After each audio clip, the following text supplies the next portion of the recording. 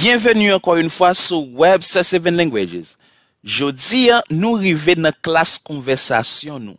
Parce que gen pile monde k'ap mande nous professeur nous ta remè gen classe conversation. Et qu'on y a moment arrivé pour qui ça parce que on te gen fin apprendre tout bagay ça dans un coup. Qu'on y a moment arrivé pour commencer passer à la pratique. C'est-à-dire que pour commencer à faire cette conversation et puis tout comme ça ou arriver qu'à kembe yon conversation l'on fait avec un brésilien.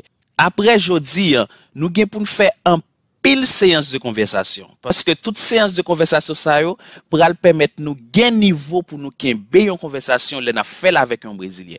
Moi souhaite que vous très disposé pour garder coup ça. Plus moi ka yo gen nan main pour annoter, on nous commencer. Nous pral passer dans conversation numéro 1. Bon, ça c'est conversation, c'est une conversation qui est très simple pour débutants. N'a juste concentré nous pour nous faire lecture moyo et puis tout nous pral répéter ensemble avec. Si vous regardez vidéo ça, li pas important pour quel monde regarder vidéo ça sans pas répéter. Ouais, c'est-à-dire qu'on pral répéter ensemble avec, c'est juste pour qu'à entraîner. Là où on moun rive parler en langue, c'est pas jour la parler qu'on a fait si pratique, c'est depuis la caille il toujours à entraîner et puis tout l'aile dans la rue poser une question, les vinn répondre saleté qu'on a entraîné. Et ça fait m'inviter li ensemble avec comme ça va privé entraîner très bien. Bon, conversation ça le pral fait en deux moun, c'est Rita ensemble avec Géant. Moi prononcer le Géant parce que c'est comme ça brésilien prononcer nom qui c'est Jean. Mais, qu'est-ce qui vient passer? Conversation, ça moi pral expliquer nous tout ça moi yo vle di. Après ça, nous pral répéter ensemble avec. C'est-à-dire que c'est ça qui pral permettre nous qu'arriver vraiment kembe yon conversation. Là, Rita commencé. Il dit oi, tudo bem? Oi, tudo bem? Ou ka profiter répéter ça ensemble avec. Oi, tudo bem? Qu'on y a ou même pour quoi? Oi, tudo bem? Ça signifie salut. Oi là c'est salut. Tout bagarre en forme. Je réponds sim, tudo bem. Sim, tudo bem. Ou même répéter ça tout. On répète ensemble. Sim, tudo bem. Qui c'est oui. Tout bagarre en forme. On a encore. Oi, tudo bem? Oi, tudo bem? Sim, tudo bem.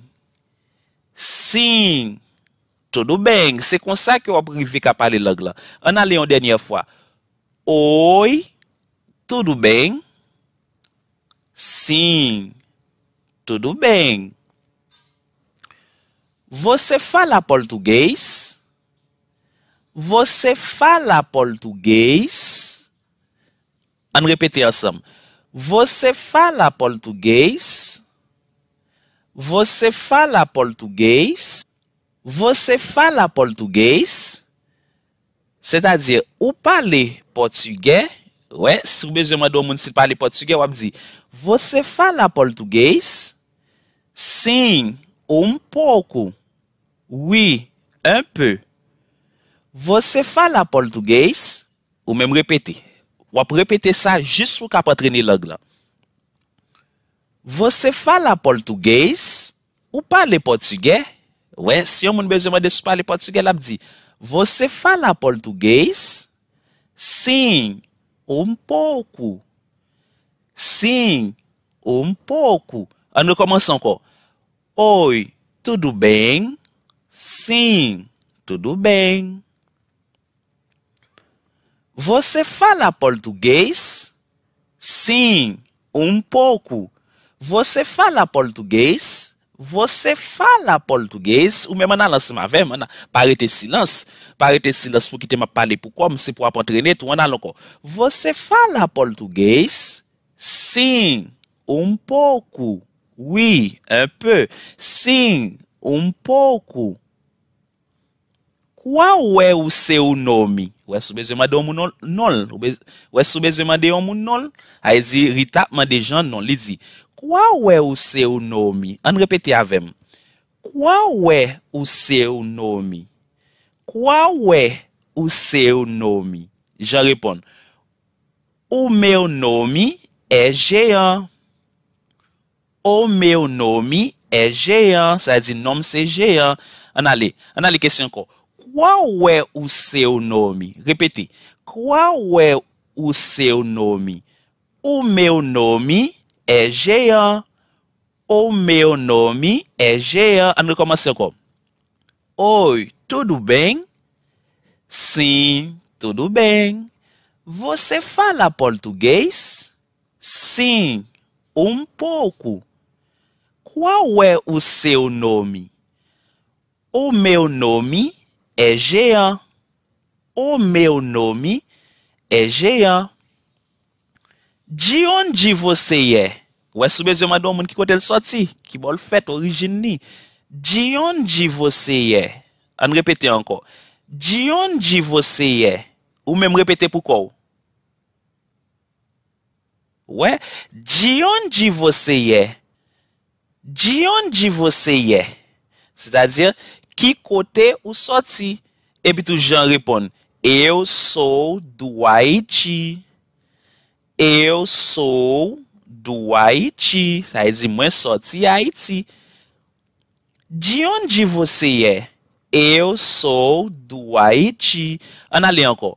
Oi, tudo bem? Sim, tudo bem. Você fala português? Sim, um pouco. Qual é o seu nome? O meu nome é Jean. De onde você é? Eu sou do Haiti. Prazer em conhecê-lo. L'on dit on nous content d'être reconnaître li, on dit si un garçon parler, on dit prazer em conhecê-lo. On répond en fille ou dit prazer em conhecê-la. Ouais, là c'est peut-être c'est un fille content ouais et puis tout loin c'est peut-être un garçon content ouais. Prazer em conhecê-lo. On a ensemble. Prazer em conhecê-lo. Prazer em conhecê-la. On a les toute conversation. Oi, tudo bem? Sim, tudo bem. Você fala português? Ou même répéter ensemble avec. Você fala português? Sim, um pouco. Qual é o seu nome? O meu nome é Jean. De onde você é? Eu sou do Haiti. Prazer em conhecê-lo. Prazer em conhecê-la. C'est-à-dire ça, c'est comme ça nous allons faire conversation. Comme ça, on va arriver à commencer à entraîner les Brésiliens à parler ensemble. Mais classe ça ou pas utile si ou même ou silence ou supposé à entraîner ensemble avec comme ça ou venir qu'on parler l'anglais bien. On nous aller dans une deuxième conversation. Onde você mora? Onde você mora? On répète ensemble avec. Onde você mora? Ou même pourquoi?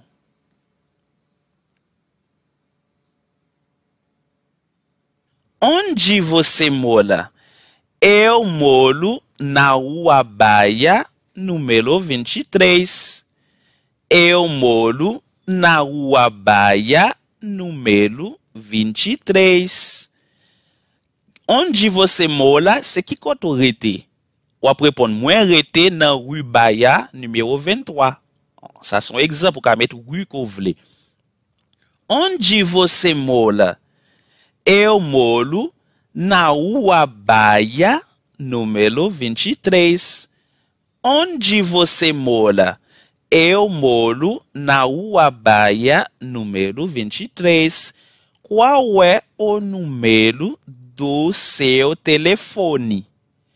Qual é o número do seu telefone? Que número de telefone? On répète ensemble. Qual é o número do seu telefone? O número do meu telefone é 99349234. Là li même moun nan juste mandé qui numéro téléphone ou même ou dit numéro téléphone moi c'est et pour bailler li là quoi ouais o número do seu telefone. O número do meu telefone é 99349234. Você é casado? Você é casado? Você é casado? Ou marié? Não, eu sou solteiro. Não, eu sou solteiro. Não, moi célibataire. Não, eu sou solteiro. Repetez ensemble avec. Você é casado? Não, eu sou solteiro. Você é casado? Não, eu sou solteiro. Sou pas répéter ou pas pour parler non. Tout ça, ça il faut répéter ensemble avec pour qu'arriver qu'on parle l'anglais. On recommence. Onde você mora? Eu moro na Rua Baia, número 23. Qual é o número do seu telefone? O número do meu telefone é 993492234. Você é casado? Não, eu sou solteiro. Quantos anos você tem? Quantos anos você tem? Eu tenho 30 anos. Ou ele obéit com l'âge, mas do que l'âge? Ou dit, moi ganhei 30 ans. Exemple. Quantos anos você tem? Anos. Ué, não pronuncia ça anos. Não vai dizer anos, não. Anos. Quantos anos você tem? Eu tenho 30 anos. Se você tem 20 anos, dá pra dizer eu tenho 20 anos. Ué, eu tenho 30 anos.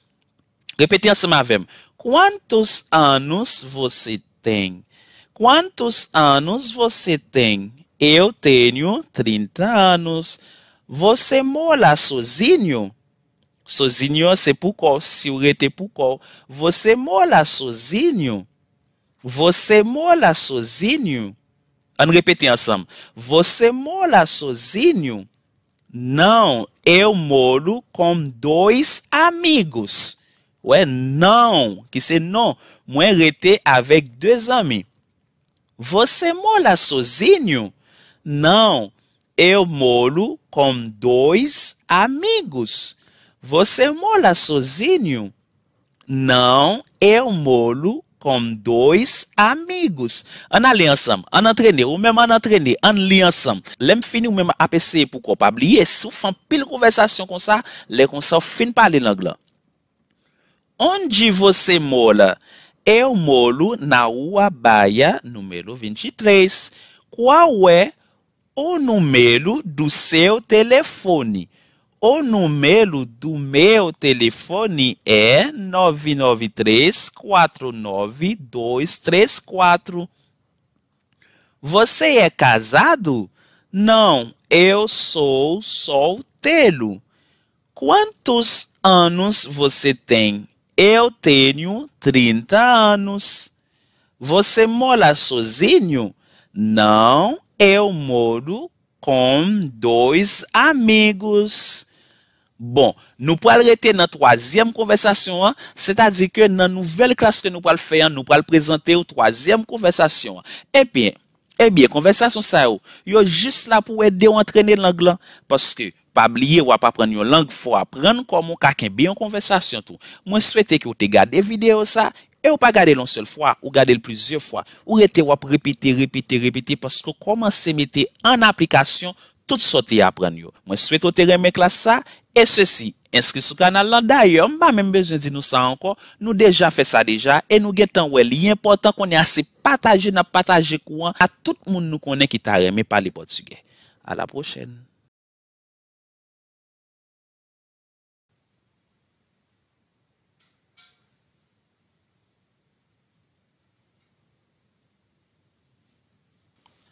Bienvenue encore une fois sur Webster 7 Languages. Nous te fait une première vidéo côté que nous te fait deux conversations ensemble avec vous. Jodi nous arrivons sur une troisième conversation.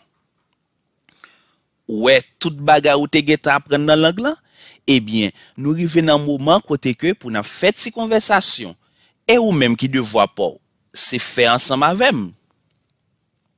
Les que ou apprendre une langue, ou supposez toujours suivre conseil professeur. Pour que ça doit suivre conseil li? C'est parce que li connaît côté lié ensemble avec ou et qui côté le vle river ensemble avec ou. Les que m't'a passé tout bagay qui en relation ensemble avec grammaire pour nous. Dans l'autre vidéo yo, c'est juste moi t'a chercher un moyen pour nous te ka lier connaissance à langue là nan niveau grammatical. Konya nous kon en pile bagay, eh bien moment arrivé pour nous entrer dans conversation, gen pile moun qui te kon am di professeur m'pa jam ka fait phrase en portugais. Eh bien c'est classe conversation qu'on pas jam gagné, ça vient empêcher ou faire phrase en portugais. Konya l'aime bon phrase ou est ça qui un verbe ou est ça qui un pronom personnel parce que te apprendre yo dans l'autre vidéo yo. Eh bien jodi ya, moi souhaite que vous très disposé ou prêt pour commencer conversation ça. Pas oublier conversation nous toujours faite entre Rita et Géant. On nous commencer. Rita commencer, li pral parler ensemble avec Géant. Li dit Géant comme ça. Eu quero ser a sua amiga. Eu quero ser a sua amiga. Jean répond, obrigado. Eu também. On répète Rita encore. Eu quero ser a sua amiga. C'est-à-dire, moi vle zami ou moi vle zami. Et puis tout, Jean même nan dit, obrigado. Eu também. Merci. Moi-même tout. En créole, li dit moi vle qui c'est eu quero, zami ou pral sua amiga. Li pa met sel. Mais en portugais, li gen sel, ouais. Eu quero ser, je veux être, ouais, je veux être ton ami. Ouais, en français, li gen, je veux être. Eu quero ser. Et ça pour prêter attention là. On relit encore. Eu quero ser a sua amiga. On a encore une fois. Eu quero ser a sua amiga. Si était un garçon teye, ou tap dit on moun ou vle zanmil, ou tap dit eu quero ser o seu amigo. Obrigado. Eu também. Ou même essayer répéter pourquoi. Comme ça privé entraîner bien. Eu quero ser a sua amiga. Obrigado. Eu também. Você está trabalhando? Você está trabalhando? Não, eu estou procurando emprego. Você está trabalhando? Não, eu estou procurando emprego.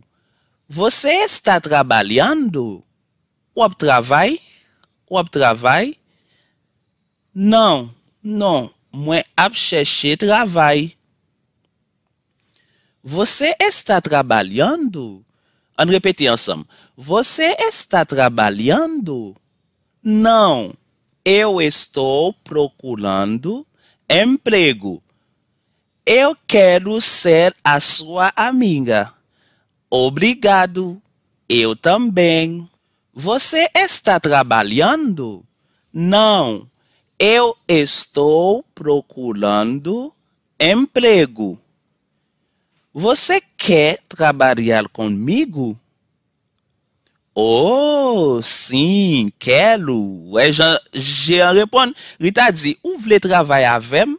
Jean content, il dit, oh, oui, moi vle. Você quer trabalhar comigo? Você quer trabalhar comigo? Você quer trabalhar comigo? Oh, sim, quero. Eu quero ser a sua amiga. Obrigado. eu também. Você está trabalhando? Não, eu estou procurando emprego. Você quer trabalhar comigo? Oh, sim, quero. O que você sabe fazer? O que você sabe fazer? Quiçá, o que se quiçá, você se o, sabe se com, e puis tu fazer se fait. O que você sabe fazer? Quiçá o qu'on fait. O que você sabe fazer? O que você sabe fazer? Ou même répéter ensemble avec, parce que c'est comme ça, on construit phrase. L'autre jour, on construit phrase, ben c'est comme ça, oui. Pas de l'autre façon encore, non? On répéter ensemble avec. O que você sabe fazer? O que você sabe fazer? Eu sei cozinhar, lavar, passar roupa, limpar casa, posso fazer muitas coisas. Eu sei cozinhar, me qu'on fait manger, lavar, laver, passar roupa, passerade, limpar casa, nettoyer cai, posso fazer muitas coisas. Moi café en pile bagay. O que você sabe fazer? O que você sabe fazer? Eu sei cozinhar, lavar, passar roupa, limpar casa, posso fazer muitas coisas. O que você sabe fazer? Eu sei cozinhar, lavar, passar roupa, limpar casa, posso fazer muitas coisas. Eu quero ser a sua amiga. Obrigado, eu também. Você está trabalhando? Não, eu estou procurando emprego. Você quer trabalhar comigo? Oh, sim, quero. O que você sabe fazer? Eu sei cozinhar, lavar, passar roupa, limpar casa, posso fazer muitas coisas. Quando a Rita pral dizer Jean comme ça. Pode começar o trabalho amanhã? Pode começar o trabalho amanhã? Pode começar o trabalho amanhã? Sim, com certeza. Sim, com certeza. Sim, sim, com certeza. Pode começar o trabalho amanhã?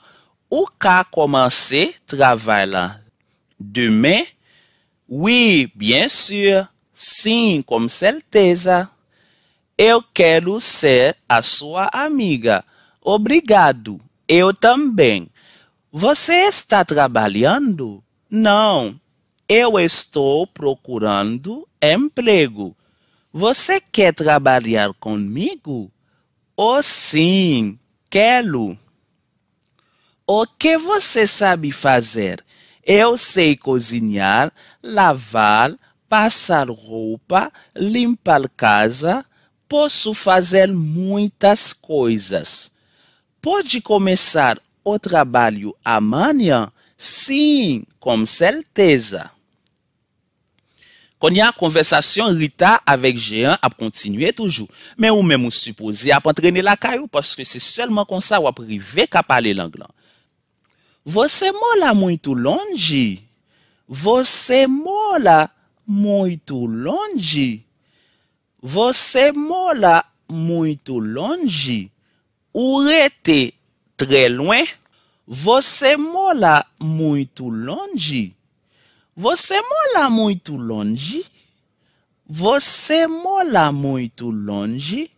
Sim, eu moro muito longe. Sim, eu moro muito longe. Sim, eu moro muito longe. Oui, moi rete très loin. Você tem dinheiro para pagar ônibus? Você tem dinheiro para pagar ônibus? Você tem dinheiro para pagar ônibus? Não, eu não tenho. Não, eu não tenho. Não, eu não tenho. Alguém cobra pour payer bus? Você se ou tem dinheiro? Alguém cobra para pagar pour payer bus, ônibus? Não, eu não tenho. Não, moi pas ganhé. Você mora muito longe? Sim, eu moro muito longe. Você tem dinheiro para pagar ônibus? Não, eu não tenho. Posso te dar 20 reais? Posso te dar 20 reais? Posso te dar 20 reais? Moi ka bo 20 real? Moi ka bau 20 real? Posso te dar 20 reais? Sim, muito obrigado. Sim, muito obrigado. Você mora muito longe? Sim, eu moro muito longe. Você tem dinheiro para pagar ônibus? Não, eu não tenho. Posso te dar 20 reais? Sim, muito obrigado. Até amanhã. Rita dit Jean, até amanhã. A demain. Jean même répond Rita, Senhora, você tem marido? Senhora, você tem marido? Madame, o que mari? Senhora, você tem marido? Rita mesmo não responde. Não, eu não tenho marido. Não, eu não tenho marido. Não, moi pas gen mari. Ouais, não, eu não tenho marido. Jean répond, oh, legal. Oh, ça bon. Bon, par contre, dans qui sens Jean dit legal là? Nous pouvons aller dans l'autre conversation pour qui ça, Jean lui-même li content que Rita pas gen mari. Il dit, oh, legal. On lit ensemble, on lit toute conversation ensemble. Você mora muito longe? Você mora muito longe? Sim, eu moro muito longe. Você tem dinheiro para pagar ônibus? Não, eu não tenho. Posso te dar 20 reais? Sim, muito obrigado. Até amanhã. Senhora, você tem marido? Não, eu não tenho marido. Oh, legal. Bon, moi souhaite que ou même cap suivre classe ça, ou pas seulement rester attendre m'kap li, ou li ensemble avec parce que c'est seulement comme ça ou vinn ka faire phrase dans langue là et puis ou ka arriver kembe yon conversation. Et puis tout, moi souhaite tout inscrit sur canal là parce que c'est seulement comme ça ou ka arriver connecter ensemble avec nous et puis depuis nous mettons vidéo ou premier monde qui joindre ni. À la prochaine.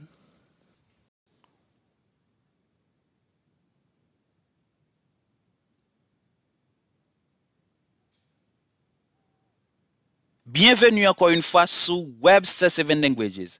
Jodi, n'a fait continuité conversation 3 nous. Ou songez dans classe qui était passée en théorie conversation numéro 3, c'est-à-dire ça c'est continuité en qu'a fait. Et pas oublier que conversation ça a fait entre deux moun, c'est Rita avec Géant. Devoir pas c'est suivre conversation et puis tout répéter ensemble avec parce que c'est seulement comme ça ou arriver qu'à commencer faire une petite conversation en portugais. C'est objectif là ça ou te apprendre un paquet de bonnes bagailles. Quand y a un moment arrivé pour faire cette conversation qui a permettre de grandir dans la langue là. Je pense que moment ça très important pour vous. Qui ça va faire? C'est répéter. Classe ça ou même pas demander plus macaille. Qui ça demande? C'est répéter. Pas oublier, si vous voulez qu'on parle en langue, ou supposé penser que c'est un coup c'est l'hôpital qu'on t'a allé. Là, à l'hôpital, qui ça docteur dit? Docteur dit ouais, ou malade, et ça faut venir à l'hôpital. Eh bien, prends tel médicament. Qui ça fait l'arrivée la caillou? Ou courir al prend médicament vrai. Avant ça, ou acheter médicament, et puis tout comme ça pour qu'à commencer à prendre médicament pour qu'à pas malade encore. C'est même genre pour portugais. Portugais lui-même, ou t'as supposé acheter livre, mais nous-mêmes nous baoul gratis parce que c'est livre médicament. Et puis tout, ça docteur en dit, faut faire, eh bien ça professeur en dit, faut faire. Eh bien, qui ça le dit? Il dit, soit regarder classe ça, c'est à répéter. Parce que c'est seulement comme ça, ou arriver à parler l'anglais. Eh bien, on nous commencer ensemble avec conversation. Bom dia, Jean. Bom dia, Senhora Rita. Bom dia, Jean. Bom dia, Senhora Rita. Ou même on répéter ensemble avec pour nous faire ti dialogue ça. Bom dia, Jean. Bom dia, Senhora Rita. Você vem muito cedo. Você vem muito cedo. Sim, eu gosto de trabalhar. Você vem muito cedo. Sim, eu gosto de trabalhar. Vamos repetir avec. Você vem muito cedo. Sim, eu gosto de trabalhar. Ou vini très tôt. Parce que cedo signifie bonheur. Ou vini très tôt. Ou vini bien bonheur. Sim, eu gosto de trabalhar. Oui, moi remets travail. Bom dia, Jean. Bom dia, Senhora Rita. Você vem muito cedo. Sim, eu gosto de trabalhar. Você pode trabalhar todos os dias, das 8 horas até as 17 horas? Você pode trabalhar todos os dias, das 8 horas até as 17 horas? On répète a question avec. On répète. Você pode trabalhar todos os dias, das 8 horas até as 17 horas? Você pode trabalhar todos os dias, das 8 horas até as 17 horas? Sim, Senhora Rita. Sim, Senhora Rita. Senhora Rita, tenho uma pergunta. Você pode trabalhar todos os dias, das 8 horas até as 17 horas? Sim, Senhora Rita. Senhora, também tenho uma pergunta. Sim, Senhora Rita. Senhora, também tenho uma pergunta. Sim, Senhora Rita. Senhora, também tenho uma pergunta. Você pode trabalhar ou cá trabalha todos os dias? Todos os dias significa chaque jour. Das 8 horas até as 17 horas, de 8 heures jusqu'à 17 heures. Oui, Madame Rita. Madame, moi ganho une question tout, parce que também signifie tout. Você pode trabalhar todos os dias, das 8 horas até as 17 horas? Sim, Senhora Rita. Senhora, também tenho uma pergunta. Qual é a sua pergunta? Qual é a sua pergunta? Qual é a sua pergunta? Qual é a sua pergunta? Quanto você vai me pagar por mês? Quanto você vai me pagar por mês? Qual é a sua pergunta? Quanto você vai me pagar por mês? Qual é a sua pergunta? Quanto você vai me pagar por mês? Que question là? Que question là? Combien, quanto, combien você vai ou pral me pagar, payer por mês, le mois? Bom dia, Jean, bom dia, senhora Rita. Você vem muito cedo. Sim, eu gosto de trabalhar. Você pode trabalhar todos os dias das 8 horas até às 17 horas? Sim, senhora Rita. Senhora, também tenho uma pergunta. Qual é a sua pergunta? Quanto você vai me pagar por mês? Konya là, me souhaite ou même ou fait lecture de nan bon dia rive nan Paul Mace. Avec ça, ou commencer ou déroulement conversation. C'est de même si ou même ou t'a fait une conversation tout, ou après tout si mot qu'on ka utiliser dans conversation, en nous continuer conversation. Vou te pagar R$ 1.500. Vou te pagar R$ 1.500. Vou te pagar R$ 1.500. Oh, legal! Você vai também assinar a minha carteira de trabalho? Oh, legal! Você vai também assinar a minha carteira de trabalho? Oh, legal! Você vai também assinar a minha carteira de trabalho? Vou te pagar R$ 1.500. Oh, legal! Você vai também assinar a minha carteira de trabalho? Moi pral payer, vou te pagar R$ 1.500. Ma payer R$ 1.500. Jean dit, oh, ça bom. Você vai também assinar. O pral signer carnet travail moi tout. O pral, você vai também. O pral signer, assinar se signer, a minha carteira de trabalho, se carnet travail moi, et puis também c'est tout. Ou pral signer carnet travail moi tout pour moun qui pas connaît ça carnet travail là qui a suivre courant carnet travail là c'est un bagay que brésilien bon pour aller chercher travail yon côté pour écrire là-dedans pour dire bon ou travailler ensemble avec eux et ça crée les qualités là du travail. Sous besoin demander un moun si l'a signer carnet travail ou tout ou ka di phrase ça. Você vai também assinar a minha carteira de trabalho? Sim, Jean. Você pode vir com a sua carteira amanhã. Sim, Jean.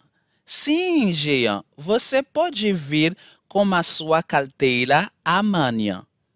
Sim, Jean. Você pode vir com a sua carteira amanhã. Muito obrigado, senhora. Muito obrigado, senhora. Muito obrigado, senhora. Sim, Jean. Você pode vir com a sua carteira amanhã. Muito obrigado, senhora. Vou te pagar R$ 1.500. Oh, legal.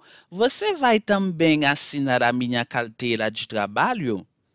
Sim, Jean. Você pode vir com a sua carteira amanhã. Muito obrigado, senhora. Ele diz, oui, Jean.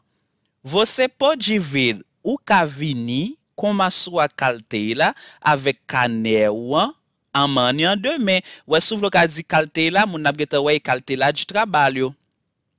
Oui, Jean, ou met venir avec canet travail ou demain. Oh, merci un peu, senhora. Sim, Jean, você pode vir com a sua carteira amanhã. Muito obrigado, senhora.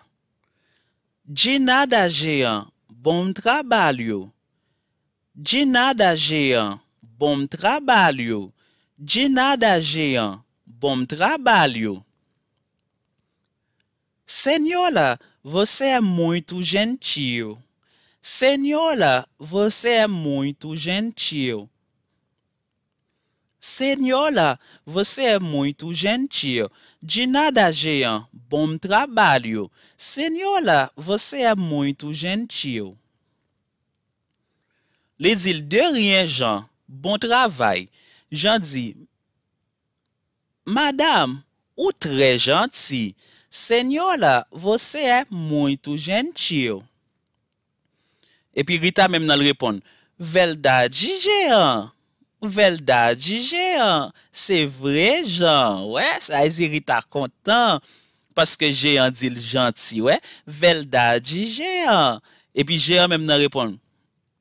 Sim, senhora. Gosto muito de você. Oui, madame. Moi reme en pile, ouais. Sim, senhora. Gosto muito de você. Aye dit là, et Jean dit madame nan que le remel nan sens li apprécié. Ouais, Jean ba madame nan ti parole. Chaque conversation pour le fini, Jean gen yon ti parole pour bay madame nan juste pour nous comprendre Jean gen le gon côté le besoin rive. An nou li parti ça encore. Vou te pagar R1.500. Oh, legal. Você vai também assinar a minha carteira de trabalho? Sim, Jean. Você pode vir com a sua carteira amanhã. Muito obrigado, senhora. De nada, Jean. Bom trabalho. Senhora, você é muito gentil. Verdade, Jean? Sim, senhora. Gosto muito de você.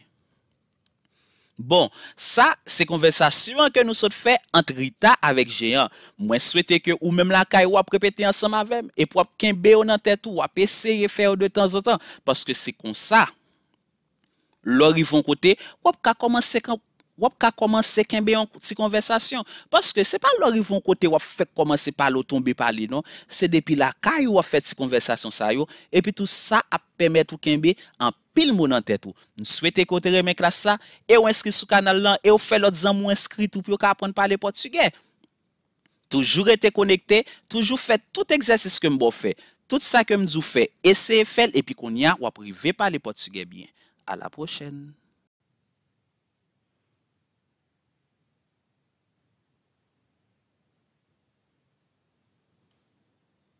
Bienvenue encore une fois sur Webster 7 Languages. Jodi, nous allons continuer avec conversation numéro 4 là. Moi souhaite que ou même k'ap gade vidéo ça, ou êtes très disposé parce que vous connaît que c'est répéter pour le répéter conversation. Ou même k'ap gade vidéo ça, c'est que ou est nous dans conversation numéro 4. Ou déjà connaît nous te gen conversation numéro 1, numéro 2, numéro 3 et qu'on y a nous arrivé dans numéro 4. Imaginez ou avez fait un paquet de conversations jusqu'à ce qu'on arrive sur conversation numéro 50. Ou pensez avec ça ou pas arriver qu'à commencer par les langues là, c'est une raison qui fait que ou supposez garder toute la conversation yo parce que c'est comme ça ou pas arriver vraiment qu'un une conversation là fait avec un brésilien. Parce que, il deux mots, c'est seulement pour l'utiliser dans la phrase que vous voulez. Ou pour te répéter mot ça déjà, ou pour te faire ça déjà. Qu'on y a, ou même façon pour entraîner la caille, c'est qui genre, ou juste regarder des vidéos, et pour répéter tout. Comme ça, ou privé faire un bon entraînement ensemble avec l'anglais. Et des fois, ou cap quitter vidéo passer et puis tu attendez, ou que doit faire un bagage pour attendre les comme ça moi après là y a répéter dans tête tout. Moi souhaite que vous mettez tout conseil en pratique en nous commencer. Pas oublier tout, conversation ça li pral continuer entre Rita ensemble avec Jean, OK? On nous continuer ensemble avec conversation nous. Bom dia, Jean. Bom dia, senhora Rita. Quero falar contigo. Quero falar contigo. Quero falar contigo. Ok, senhora, vamos falar. Quero falar contigo. Moi vle parler avec vous. Quero falar contigo. Ok, senhora. Ok, madame, vamos falar. En parler. Hoje vamos falar do trabalho. Hoje vamos falar do trabalho. Hoje vamos falar do trabalho. Sim, senhora. Hoje vamos falar do trabalho. Sim, senhora. Hoje vamos falar do trabalho. Sim, senhora. Hoje, c'est jodia, vamos falar, c'est en parler do trabalho, de travail. Hoje vamos falar do trabalho. Sim, senhora. Você vai limpar a minha casa todos os dias. Você vai limpar a minha casa todos os dias. Você vai limpar a minha casa todos os dias. O meu mano repetir ensemble avec pas quitter m'appeler pour comme. Você vai limpar a minha casa todos os dias. Você vai limpar significa ou pral nettoyer.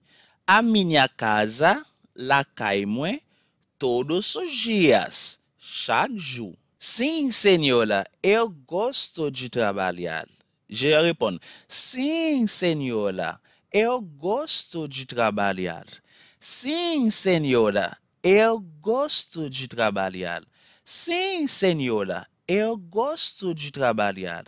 Você vai limpar a minha casa todos os dias.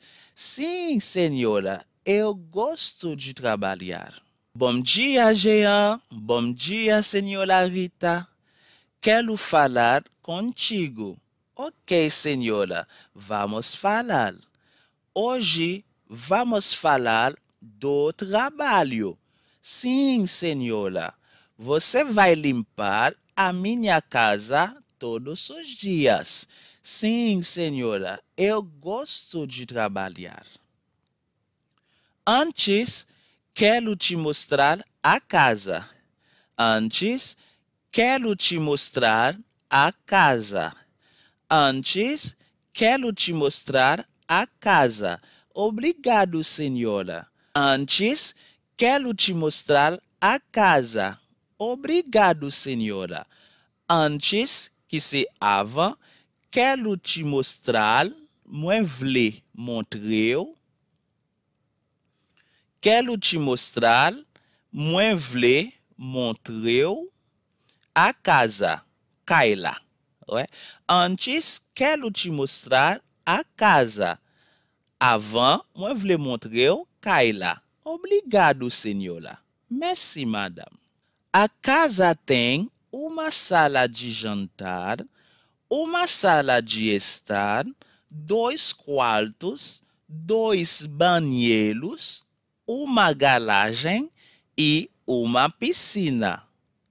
Senhora, a sua casa é muito bonita.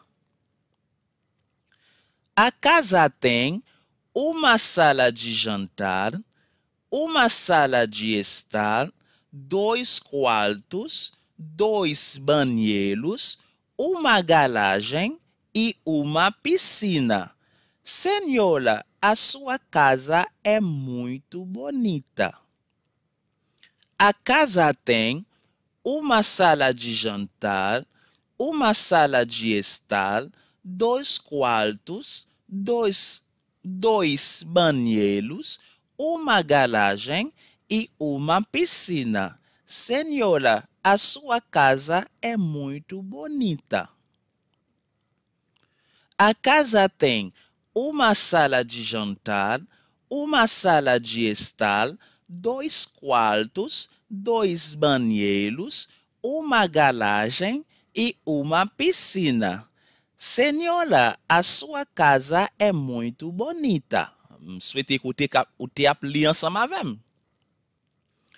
A casa tem uma sala de jantar, kailan genyen yon sal kote pou yo manger, uma sala de estar, yon salon, sala de estar, c'est salon, 2 quartos, 2 chambres à dormir, 2 banheiros, 2 douches, uma garagem, yon garage e uma piscina. E avec yon piscine. Senhora, a sua casa é muito bonita. Madame, caiua très belle. Obrigada, Jean. Senhora, posso limpar também o seu quarto? Obrigada, Jean. Senhora, posso limpar também o seu quarto? Obrigada, Jean. Senhora, posso limpar também o seu quarto? Dame nan di Jean merci, et puis Jean dit, madame, posso limpar, mwen ka netwaye também o seu quarto? Mwen ka netwaye chamou an tou? Ouais, ça Jean fait. Yo bal kay pou netwaye, la mande dame nan s'il ka netwaye cham li an tou. Entendez? Senhora, posso limpar também o seu quarto? Madame, mwen ka netwaye chamou an tou? Mpa kon kote Jean vle rive. Antes, quero te mostrar a casa. Obrigado, senhora. A casa tem uma sala de jantar, uma sala de estar, 2 quartos, 2 banheiros, uma garagem e uma piscina. Senhora, a sua casa é muito bonita. Obrigada, Jean. Senhora, posso limpar também o seu quarto? Sim, Jean, você pode. Sim, Jean, você pode. Sim, Jean, você pode.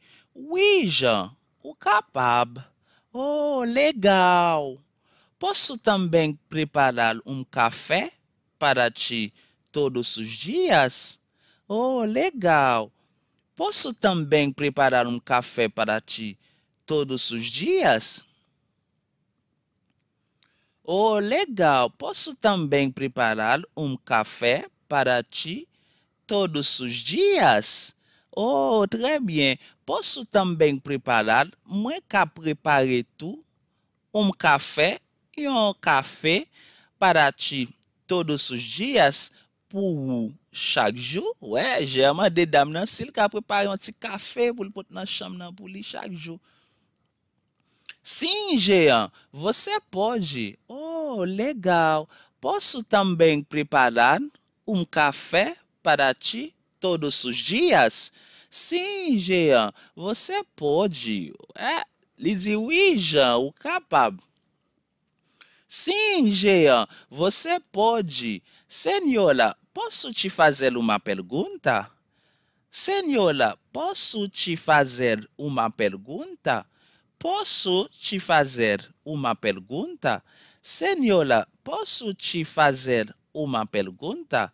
Madame, mwen ka pose une question? Posso te fazer uma pergunta? Signifie mwen ka pose une question? Sim, Jean, você pode. Senhora, posso te fazer uma pergunta? Sim, Jean, você pode. Qual é a sua profissão? Qual é a sua profissão? Qual é a sua profissão? Qual é a sua profissão? Que profissão? Ouais, se você mandou um mundo que profissão, o cara diz, qual é a sua profissão? Eu sou doutora. Eu trabalho num hospital. Eu sou doutora.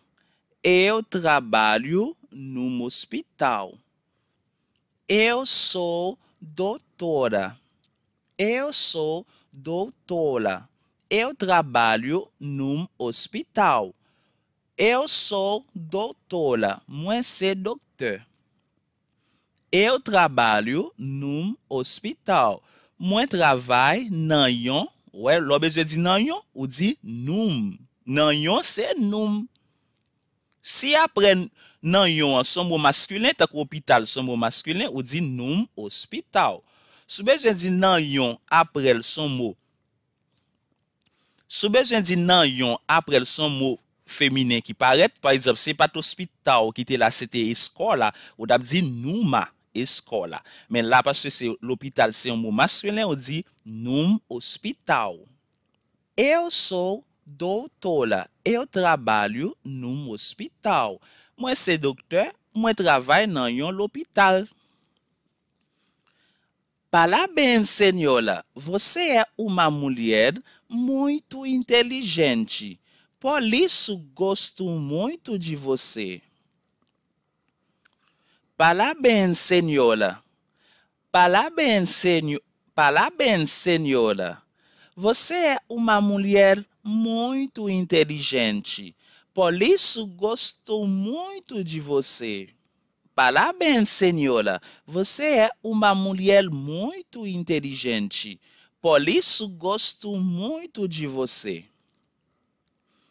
Parabéns, senhora. Você é uma mulher muito inteligente. Por isso gosto muito de você. Parabéns, senhora. Felicitação, madame. Você é uma mulher muito inteligente. Você é uma femme très inteligente. Por isso, gosto muito de você. Por isso, c'est peut-être ça. Depois eu digo peut-être ça, eu digo por isso. Por isso, gosto muito de você. Peut-être ça, moi aprecio en pile. Il y a des gens qui disent, por que ça Jean pas dit eu amo você? Eu amo você. Oh, eu te amo. Jean pas utiliser verbe mal, c'est parce qu'elle pas voulait paraître trop clair. Préfère dire l'apprécier moun nan pour moun nan pas wel trop chaud. Et ça fait elle dit por isso gosto muito de você. Peut-être ça, moi aprecio en pile. Sim, Jean, você pode. Oh, legal.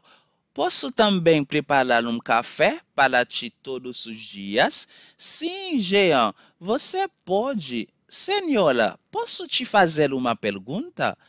Sim, Jean, você pode. Qual é a sua profissão? Eu sou doutora. Eu trabalho num hospital. Parabéns, senhora. Você é uma mulher muito inteligente. Por isso, gosto muito de você. Eu também, Jean, gosto muito de você. Ouais, filha, commencez a dizer l'apprécier Jean tout. Eu também, Jean, gosto muito de você. Eu também, Jean, gosto muito de você. Eu também, Jean, gosto muito de você. Verdade, senhora. Jean saisi, ele diz, verdade, senhora. Madame nan dit, eu também, moi-même tout, Jean. Moi aprecio en pile. Jean dit, c'est vrai, madame. Verdade, senhora. Eu também, Jean, gosto muito de você. Verdade, senhora? Sim, meu pequeno Jean. Ouais, madame nan dit, oui, petit Jean. Sim, meu pequeno Jean.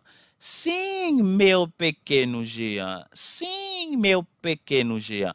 Nous pral faire un bagay pour moi qui très important. Nous pral commencer depuis côté dialogue là te commencé hein, mais seulement ou pral faire un exercice pour moi, c'est là m'te besoin arriver à voir. Moi pral lire tout dialogue là net ou même ou pas regarder vidéo seulement ou attendre pour si ou arriver comprendre tout ça me dit yo. Grand pile monde qui dit comme ça yo pas capable parler langue là, moi dit ça nan fin comme un secret parce que me connais nous pas regarder toute vidéo yo. Ou même qui rive dans partie ça ou pral faire exercice ça pour moi. Ou pral tendre vidéo depuis l'heure commencer, moi pral juste appeler et puis tout ou pas regarder pour soit comprendre les m'appli moyo en portugais. Bom dia, Jean. Bom dia, senhora Rita. Quero falar contigo. Ok, senhora, vamos falar. Hoje vamos falar do trabalho. Sim, senhora. Você vai limpar a minha casa todos os dias. Sim, senhora. Eu gosto de trabalhar. Antes, quero te mostrar a casa. Obrigado, senhora. A casa tem uma sala de jantar, uma sala de estar, 2 quartos, 2 banheiros, uma garagem e uma piscina. Senhora, a sua casa é muito bonita. Obrigada, Jean. Senhora, posso limpar também o seu quarto? Sim, Jean, você pode. Oh, legal. Posso também preparar um café para ti todos os dias? Sim, Jean, você pode. Senhora, posso te fazer uma pergunta? Sim, Jean, você pode. Qual é a sua profissão? Eu sou doutora. Eu trabalho num hospital. Parabéns, senhora. Você é uma mulher muito inteligente. Por isso, gosto muito de você. Eu também, Jean, gosto muito de você. Verdade, senhora? Sim, meu pequeno Jean. Moi souhaite que vous te rive comprendre texte hein? Ou rive ap tandem sans qu'on pape li, et puis tout ouais comment qu'on rive comprendre moi yo. Toujours faire exercice yo, ou même qui la caillou, essaye appeler parce que c'est seulement qu'on sait qu'arriver parler langue là. C'est là que me fait vidéo hein, ou chita ou garder et pour répéter ensemble avec moi. Moi souhaite qu'on mette tout conseil ça en pratique ou inviter amours viennent suivre chaîne YouTube là, inscrit sur chaîne là et puis tout comme ça n'a privé joindre plus vidéo. À la prochaine.